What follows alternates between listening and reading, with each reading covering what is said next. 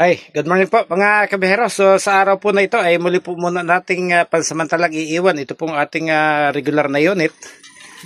Bukas na po natin ito babalikan dahil sa araw po na ito ang ating pong biyahe ay na-assign po tayo sa coaster. So bukas na lang po natin ito babalikan. Kinakailangan pong dalahin natin sa araw na ito coaster.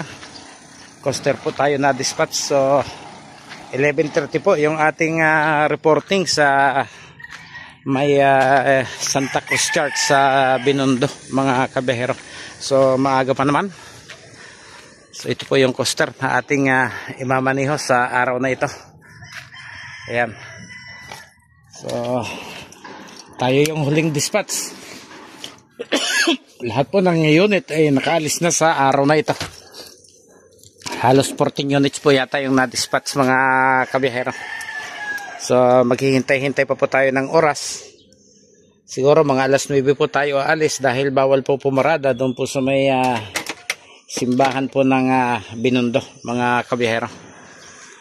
Umalis po tayo sa grahe ng alas 9 at sa ngayon po ay patungo na tayo sa atin pong reporting place doon po sa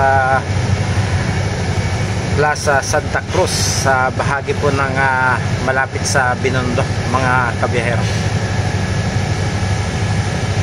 Kabihero, medyo napaga po tayo ng halos isang oras at kalahati. So hindi po tayo pwedeng magtagal doon po sa may Santa Cruz Plaza sa Binondo. Kung kaya tayo po humanap muna ng parking. At dito po tayo pumarada sa may loob po ng Intramuros habang naghihintay po tayo ng oras bago magtungo doon sa mismong lugar po ng tapat ng simbahan ng Santa Cruz mga kabiyahero. Hindi po kasi pwedeng magtagal talaga doon, hinuhuli po doon. Medyo masikip po kasi yung area na yon. Kaya ito, magpapahinog-hinog tayo ng oras dito sa may parking na nakuha natin mga kabiyahero. Dito kasi walang huli.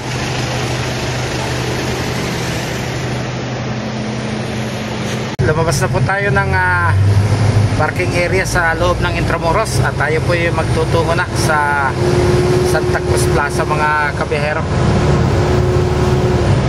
Alas 11:15. So mukhang lalabis pa rin yung ating oras.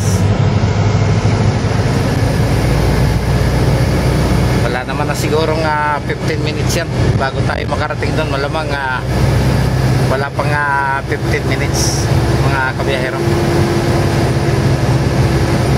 So ayan pong nasa ating kanan, National Museum. Yan pong nasa ating harapan, ang Manila City Hall. Okay, ito pong nasa gitna, yan po yung paakyat ng Santa Cruz Bridge. Yan pong nasa ating kaliwa, yan po yung patungo ng Binondo. At ito pong nasa kanan, yan naman po yung patungo ng Quiapo Church mga kabihero. Pero pag Friday, abay, ubod po ng traffic dyan sa patungo sa Quiapo. Kung yung Baclaran po ay Miyerkules, nagkakaroon ng traffic dahil sa araw ng nobena sa Mother of Perpetual Health. Yan naman pong Quiapo ay Friday, yung kanyang Quiapo Day. Every Friday ho, napaka-traffic po sa area na yan ng Quiapo. Ayan, yan po yung pa-Quiapo.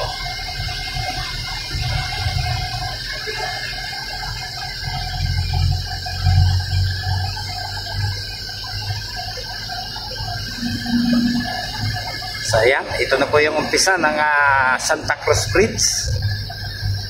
Pagbaba doon sa gawing kanan, yan na po yung Piate. Isang sikat na technological school dito sa Pilipinas. Yan po yung Ilog Pasig mga kabihero. Yung luminaw ang tubig. At yan po yung ganda ng Chinatown sa ating kaliwa.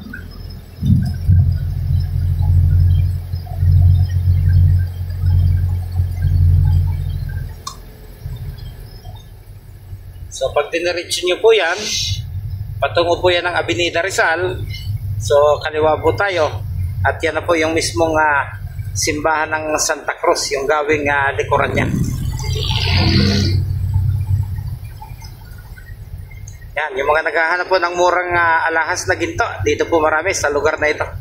Yung natutumbok po natin na yan, ay yan po yung talagang napakaraming gintong alahas mga kabiyahero. So medyo napaaga pa rin po yung ating dating.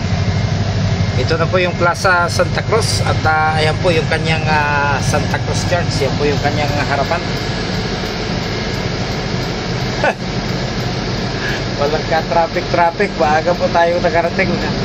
Halos 10 minutes pa po nating hihintayin bago mag 11:30. So wala pa rin po yung ating mga pasahero na isasakay. Ayan, pag didiretso nyo po yan, nasa ilalim po yan ng LRT ng Avenida. So ayan naman po yung patungo ng loob ng Ongpin. Sa ilalim po ng arko na yan tayo dapat dumaan kung tayo po pupunta ng Binondo. Ayan, yun naman pong diretso na yun. Yan naman po yung patungo ng Das Marinas Street.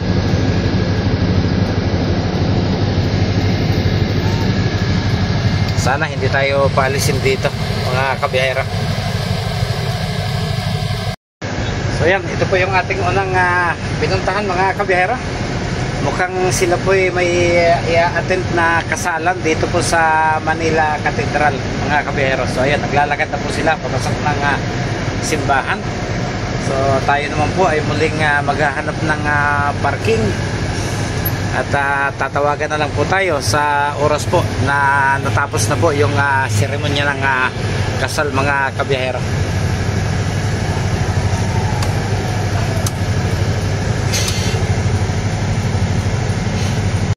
Pagkagaling po nila sa Manila Cathedral, akala ko tapos na po yung ating service. Inihatid ko po sila ng alas 3:30 doon sa Santa Cruz ulit. Kaya lang, ang sabi po sa akin, standby at maghintay po ng kanilang tawag. So, alas 6 po ng hapon ay muli po silang lumabas ng kanilang hotel. Pinick up ko po ulit sila sa Santa Cruz at nagpahatid po sila dito sa Four Seasons restaurant sa may Asiana Park. Sa malapit po sa Diosdado Macapagal.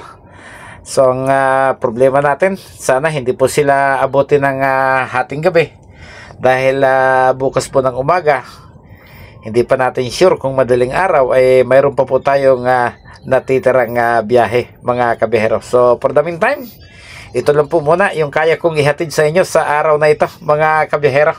So, oras na para pansamantala po ulit tayong magpaalam at magpasalamat po sa inyong mga suporta sa ating munting channel mga kabiyahero.